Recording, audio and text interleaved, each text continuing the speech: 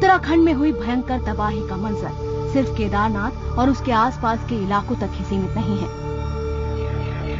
आज मैं मौसमी सिंह आपको लेकर चलूंगी इन पहाड़ियों की तराई में बसे गांव में।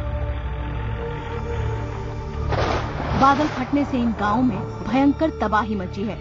इन गांवों में बसे सैकड़ों लोगों का हाल आप तक पहुंचाने के लिए मैं निकल पड़ी अपने कैमरामैन दिनेश देहुरी के साथ। हम लोग जा रहे हैं उस इलाके में जहां बादल फटा है। चिंगवाड़ जो कि रुद्रप्रयाग जिले में आता है, उसके आसपास के जो 6 गांव हैं वो बादल फटने से बुरी तरह प्रभावित हुए हैं। खेत के खेत तबाह हो गए हैं, सड़कें बर्बाद हो गई हैं। आइए चलिए और लेते हैं जायजा उस इलाके का। तबाही के निशान मुझे यहाँ से निकलते ही दिखने लगे। सड़कें गायब हो चुकी थी, लिहाजा मुझे गाड़ी बीच रास्ते में ही छोड़नी पड़ी। छोटी सी पगडंडी के सहारे अब 7 किलोमीटर का लंबा पहाड़ी रास्ता तय करना था। आगे का रास्ता हम लोग को पैदल ही तय करना है क्योंकि रास्ता बेहद खराब है और गाड़ी फंस भी सकती है। आप देख सकते हैं कितना दलदल है यहाँ पे, और गांव वालों ने लैंडस्लाइड के बाद ये रास्ता बनाया है। पैदल का रास्ता है आगे का, करीबन 4-5 किलोमीटर आगे हम लोग को पैदल चल के गांव में पहुंचना है। आगे चलिए चलते हैं। गाड़ी हम लोग को छोड़नी पड़ी है अपनी, और जिस तरह से प्रकृति ने अपना कहर बरपाया उससे सैकड़ों लोगों की रोजी रोटी जो है वो छिन गई है। कमाई का जरिया खत्म हो गया है। और ना सिर्फ वो लोग जो केदारनाथ और बद्रीनाथ में काम करते थे, बल्कि वो लोग भी जो यहाँ पे खेती करते थे, पानी गिरने से, पत्थर गिरने से उनकी रोजी रोटी भी खत्म हो गई है। आइए हमारे साथ और हम लोग चलते हैं आगे गांव में और वहाँ पे बात करते हैं गांव वालों से। गांव वालों के साथ मैं इस पथरीले रास्ते पर धीरे धीरे आगे बढ़ने लगी। आसपास का नजारा देखकर यही सवाल मेरे जहन में बार बार कौंध रहा था। कैसे इस त्रासदी को झेला होगा इन गांव वालों ने? किस हाल में गुजर बसर कर रहे होंगे यहाँ के मूल निवासी? इन गांव के ज्यादातर लोग केदारनाथ और बद्रीनाथ के होटलों में काम करते हैं। साल की 6 महीने खेती और बाकी के वक्त में छोटे मोटे काम कर थोड़े बहुत पैसे कमा लेते हैं। लगभग 7 किलोमीटर चलकर हम पहुंचे चिंगवाड़ा गांव। गांव में घुसते ही सबसे पहले हमारी नजर पड़ी इस दर्जी की दुकान पर। रजनी पेशे से दर्जी है और गांव की लड़कियों को सिलाई का काम सिखाती है। इस हादसे ने इन सबको अंदर से कमजोर कर दिया है। रोजगार ठप पड़ा है, खेती तबाह हो गई है और मदद की गुंजाइश कहीं नजर नहीं आ रही। रजनी जी, आप यहाँ पे ट्रेनिंग देती हैं तमाम लड़कियों को, किस तरह से परेशान है जब से ये केदारनाथ में घटना हुई उसके बाद से, जैसे यहाँ पे भी बादल फट रहे हैं?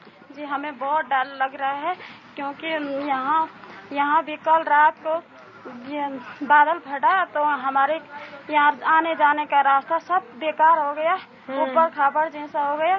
फिर हमारे जो खेत थे ना वो भी बह चुके हैं। बच्चे भी डरते हैं, घर वाले भी डरते हैं, लोग बाहर भाग रहे हैं। बारिश लग रही है, लोगों को डर लग रही है बादल फटने के कारण से। पहाड़ों में रहने वालों की दुनिया छोटी होती है, खासकर इन गांव में बसे लोगों की।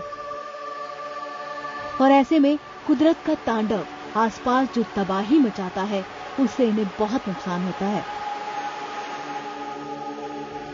यहाँ का हाल जानने के बाद मैं अपने कैमरामैन दिनेश देहुरी के साथ आगे बढ़ी एक दूसरे गांव ग्वार थापली की ओर। रास्ता बेहद खराब था, लेकिन स्थानीय लोगों का साथ मिला तो हम सही सलामत ग्वार थापली पहुंच गए। रास्ते में ही हमें पता चला कि इस गांव के कई लोग केदारनाथ और बद्रीनाथ के होटलों में काम करने जाते हैं। साल के कुछ महीने खेती करते हैं और बाकी दिन होटलों और दुकानों में काम कर थोड़े बहुत पैसे कमाते हैं। हमारे साथ विश्राम सिंह नेगी है। जो कि बड़ी मुश्किल से भागकर केदारनाथ के सोनप्रयाग से आए और उनके साथ ये सब लोग जो है बड़े संघर्ष से 4 दिन जिंदगी और मौत के बीच जूझते हुए बचकर आए हैं। आइए उनसे उनकी दास्तान सुनते हैं।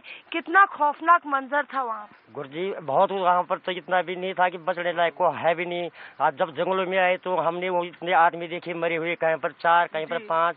हमने कहा हम भी मर गए, हमारे जेब में पैसे थे वो भी पता नहीं कहाँ पड़े, कपड़े भी छोड़ दिए, नंगे घर आए। अब ऐसा है कि हम भी चाह रहे हैं कि सरकार हमारी मदद करे, कुछ हम हमारे बच्चे पालेंगे, इसमें विद्यालय भेजेंगे। अब जब पैसे पाए कुछ है नहीं, बच्चे भी कैसे पढ़ाना है और माँ बाप अपने भूख से मरेंगे।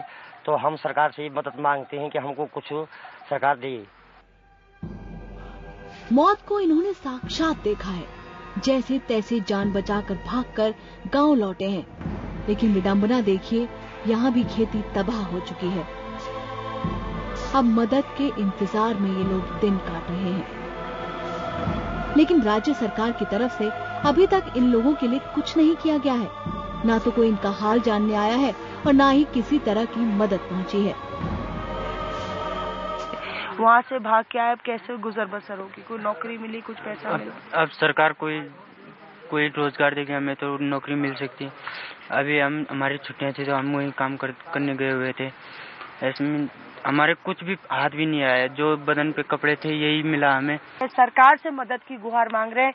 हम चलते हैं कि ऐसे घर में, ये उस घर की कहानी है जहाँ पे 16-17 तारीख को जब केदारनाथ में प्रकृति का कहर बरपा तो इस घर पर भी एक कहर टूटा था। आइए बात करते हैं यहाँ पे इस छोटे से गरीब परिवार से और उनसे पूछते हैं कि किस तरह से, भैया आप बता रहे थे कि 16-17 तारीख को आपकी जिंदगी भी दुश्वार हो गई, जीना कैसे दुश्वार हो गया? ये जीना मुश्किल हो गया साहब। अभी भी देख लो, ऊपर से भी पानी आ रहा और अंदर से भी पानी आ रहा, और जो खाना पीने का था हमारा वो सब बर्बाद हो गया।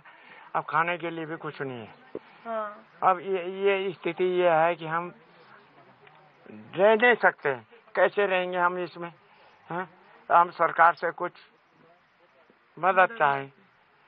सरकार जमीन नहीं है, टुकड़ा भर जमीन है इनके पास, किसान है। ये देखिए इनका घर, यहाँ पे सोने का बंदोबस्त कर रहे थे 17 तारीख को और यहीं सोते थे। इनका सोने का कमरा था, 4 लोगों का ये परिवार था। ऊपर से जब पानी आया तो सब कुछ, दीवार ढह गई, घर ढह गया और अब जो है एक छत थी वो भी इनसे छिन गई है। यहाँ का हाल देखने के बाद हम निकल पड़े इनके खेतों में तबाही का मंजर देखने। खेतों में जहाँ फसलें लहलहाया करती थी, वहाँ आज सिर्फ चट्टानों का पहाड़ दिखता है। दरअसल जब बादल फटता है तो हजारों टन पानी जो है एकाएक बरसता है और उसकी वजह से क्या होता है कि जो पहाड़ से बड़े बड़े पत्थर होते हैं वो पानी के साथ जो है नीचे आते हैं। और आप जानते हैं कि पहाड़ों में लोगों के खेत भी होते हैं। वो जो दूर आप देख रहे हैं सफेद सफेद सी पट्टी आपको नजर आ रही होगी, वो कभी खेत हुआ करते थे। भैया, जो बादल फटने की घटनाएं हैं रोज आजकल हो रही हैं। देखो मैडम, ये जो है कुछ प्रकृति की आपदा भी है और कुछ जो है, इतना मैं अवश्य कहूंगा कि उत्तराखंड से जो है भगवान बद्री विशाल, केदारनाथ भगवान और महाहरियाली रुष्ट हो चुकी है, जिसके स्वयं हम उत्तरदायी हैं और इसके लिए हम भगवान को दोषी नहीं ठहरते कि स्वयं हमारे नियमों से परे हैं। नियम कायदे सब ताक पर रखकर हम प्रकृति का जो संतुलन है वो तोड़ दिया है एक तरीके से, तभी ऐसा हो रहा है। ये जो नीचे गांव है, यहाँ कहाँ खेत हुआ करते थे जो खराब हो गए? ये आपके सामने मेरे नीचे जो है जो दिखाई दे रहा है, ये जो है बहुत बड़े बड़े खेत हैं वहाँ, जिसमें जो है वो यहाँ काफी दूर से दिखाई दे रहा है, लेकिन बहुत बड़ी खेत है और हजारों खेतों में जो है ये मलमा दिखाई दे रहा है। जो कि मेरे डैनी साइड भी है एक पल्ली तरफ पहाड़ी, वहाँ ज्यादा नुकसान हुआ है। इसमें जो है वो लास्ट इंड तक अगर देखा जाए तो वहाँ बहुत सारे खेत हैं और लंबे लंबे खेत हैं, जिसमें किसानों को काफी क्षति हो गई है, जिसके लिए कि सरकार को जो है इस चीज के बारे में सोचना चाहिए कि ये लोग अब कहाँ जाएं तो कहाँ जाएं।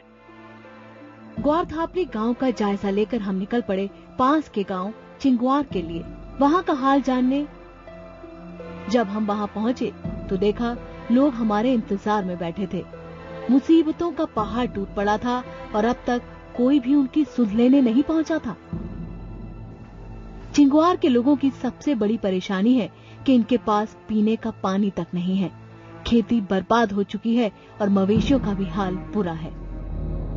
गांव वालों के चेहरों पर चिंता की लकीरें हैं। रह रहकर ये लोग आसमान की ओर देखते हैं कि कहीं आसमान से आफत तो नहीं बरस रही।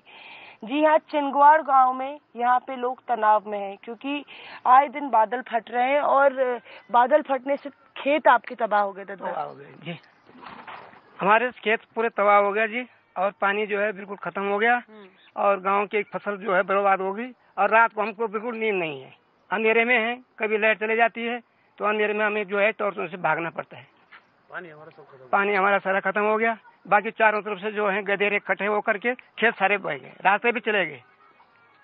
भाई इसमें ज्यादा चिंता होगी सर, रात दिन हम चिंता में हैं। इन लोगों से मिलकर मुझे यही लगा कि ये बेबस लाचार लोग बस यही गुहार लगा रहे हैं कि हमें क्यों भूल गए।